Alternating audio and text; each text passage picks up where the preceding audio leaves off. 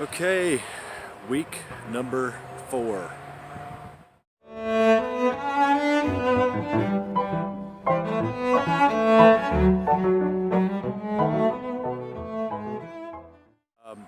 I'll be quite honest, the task that Jim gave me this week, as far as my video recording to send to him, was to do what he calls the downswing drill, which seems simple on the surface.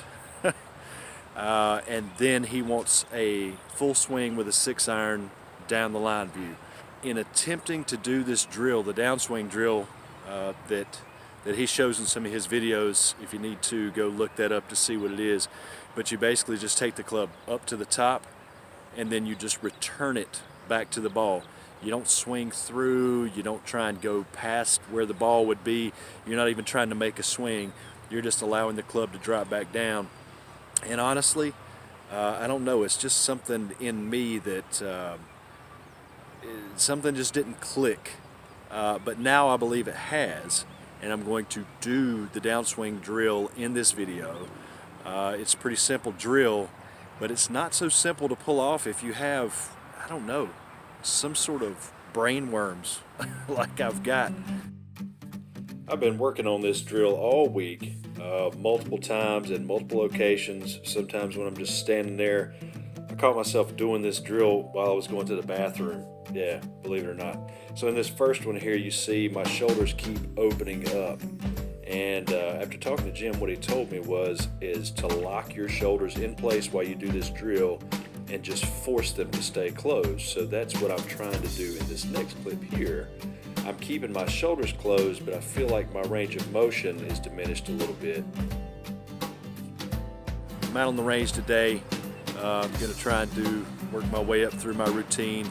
Our phone lesson last week, he was showing me how to start small and sort of build up to get warmed up and get ready, and start with the lower irons, and I'm going to do that in a warm-up session and try and get to the 6-iron and do a full swing with that for week 4.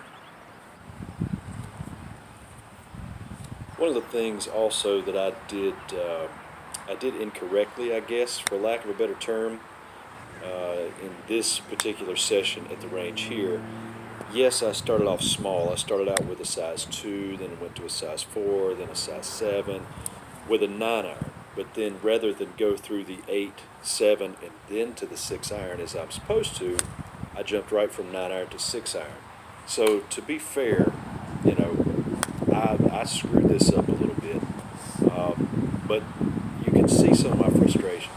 Alright, so I've got some bad ball striking. Starting off with the 6-iron, I'm going to go back down and I'm going to try and give myself a 4 and then a 7 and then go up to a full swing with the 6.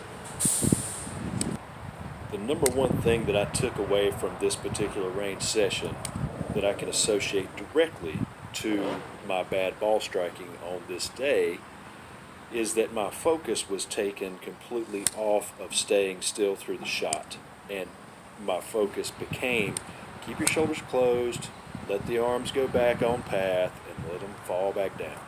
Okay, full 6-iron.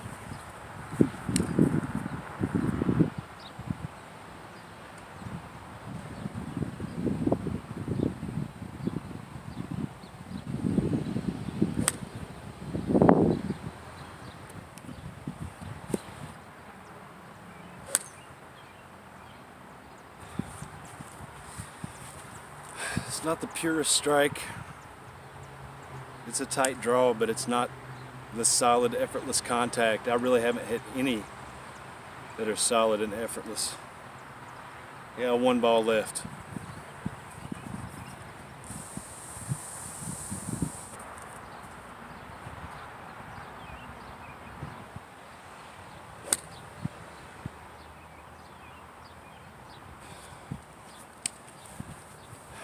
That was the best one I've hit, and I don't think I kept my left side closed. I think I was turning through at impact. I mean, the whole point of the downswing drill is to teach you the proper, I don't know, the proper feeling you're supposed to have of hitting with a closed left side. And I don't think my left side was closed there. Not sure what's going on. I've lost my focus or something. Just not too happy. I returned to the range on another day after doing multiple downswing drills the day before and thinking that I sort of had things more in place, and honestly this wasn't that great of a session either. I kept going back to the drawing board in my head and thinking that I could improve it, but as you can see here, I didn't.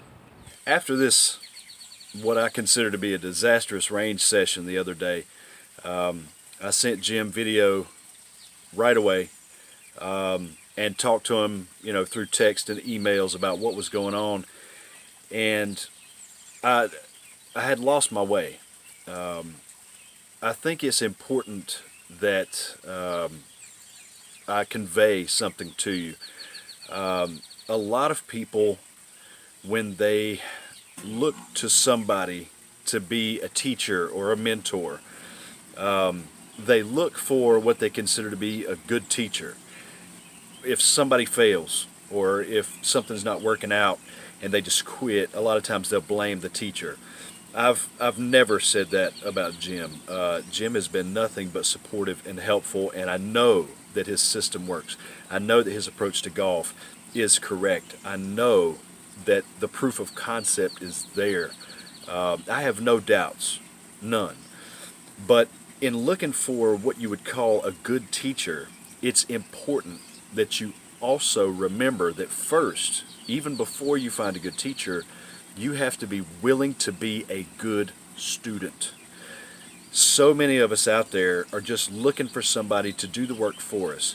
They're looking for somebody to give us all the answers and to get us through every storm. And if they can't, then it's, oh, I was a bad teacher. If you're not a good student and you don't give yourself over to the process and you don't trust your teacher and the process fully, and you question it, you doubt it, or you don't follow it to the letter, the way that they give it to you, then you're not a good student.